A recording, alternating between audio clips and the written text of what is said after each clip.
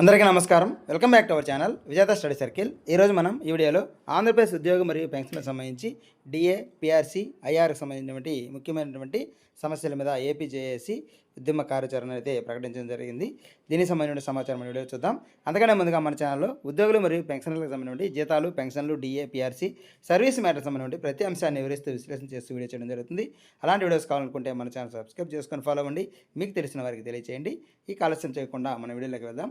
AP, UTF అలాగే ఫ్యాప్టో సంబంధించినటువంటి సంఘాలన్నీ కూడా జేఏసీని సంప్రదించి ఉద్యమ కార్యాచరణకు సంబంధించి ఒక ప్రకటన చేయడం జరిగింది. దానికి సంబంధించినటువంటి సమాచారం మనం వీడియోలో చూద్దాం. ముఖ్యమైనటువంటి డిమాండ్లు కూడా ఇక్కడ మనం ఇందులో చూద్దాం. మొదటగా మనకి ఈ పిఆర్సీ కమిషన్ వేయాలి, వెంటనే ఐఆర్ ఇవ్వాలి అనేది, అలాగే పెండింగ్లో ఉన్న డిఏ కనీసం 2 డిఏలు మంజూరు చేయాలి, ఉద్యోగులు డిఏ అరియర్స్, సరెండర్ లీవ్ సంబంధించి బకాయిలు పెండింగ్లో ఉన్నాయి, అవి కూడా ఇవ్వాలని, అలాగే హెల్త్ స్కీమ్ సంబంధించి కమిటీ వేశారు, దాని మీద తొందరగా నిర్ణయం తీసుకొని అమలు చేయాలి. అలాగే ఇన్ సర్వీస్ టీచర్లకు టెట్ నుంచి మినహాయింపు ఇచ్చే విధంగా మనకి రాష్ట్ర ప్రభుత్వం కేంద్రంపై ఒత్తిడి తేవాలని చెప్పి, అలాగే మరణించినటువంటి సిపిఎస్ ఉద్యోగులకు సంబంధించి ఈ కంట్రిబ్యూషన్ కూడా అమౌంట్ తిరిగి చెల్లించాలండి. 121 జీవోకి సవరణ చేయాలి, ఫ్యామిలీ పెన్షన్తో పాటు ఇది కూడా ఇవ్వాలని, అలాగే గ్రామ వార్డు సచివాలయ ఉద్యోగులకి నోషనల్ ఇంక్రిమెంట్లు, అలాగే ఏఏఎస్ ఆటోమేటిక్ అడ్వాన్స్ స్కీమ్ అమలు చేయాలని, అలాగే ముఖ్యమంత్రి ఆమోదం పోయినటువంటి సిపిఎస్ ఉద్యోగులకి మెమో నెంబర్ 57 వర్తింపజేసి, అలాగే ప్రభుత్వ సంస్థలకు సంబంధించినటువంటి ఉద్యోగుల్లో 60 నుంచి వయసు, పదవీ విరమణ వయసుని 62కి పెంచాలని దీనికి సంబంధించి డిమాండ్ చేయడం జరిగింది.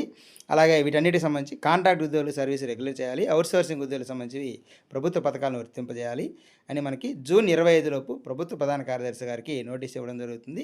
జూలై 1 నుంచి 8 వరకు జిల్లా కలెక్టర్లు, మంత్రులు, ఎమ్మెల్యేలకు విజ్ఞాపన పత్రాలు అందజేస్తారు. తర్వాత ప్రభుత్వం స్పందించకపోతే జూలై 26న ఏపీ జేఏసీ రాష్ట్ర కార్యవర్గం ఉద్యమ కార్యాచరణ ప్రకటిస్తుంది. ప్రత్యక్షంగా ఉద్యమంలోకి దిగే అవకాశం ఉంది. కాబట్టి దీనికి సంబంధించి మనకి ఈ జూలై 26వ తేదీ అంటే జూన్ 26 నుంచి జూలై 26 లోపు జూన్ 26వ తేదీ మేము ఇవ్వడం జరుగుతుంది.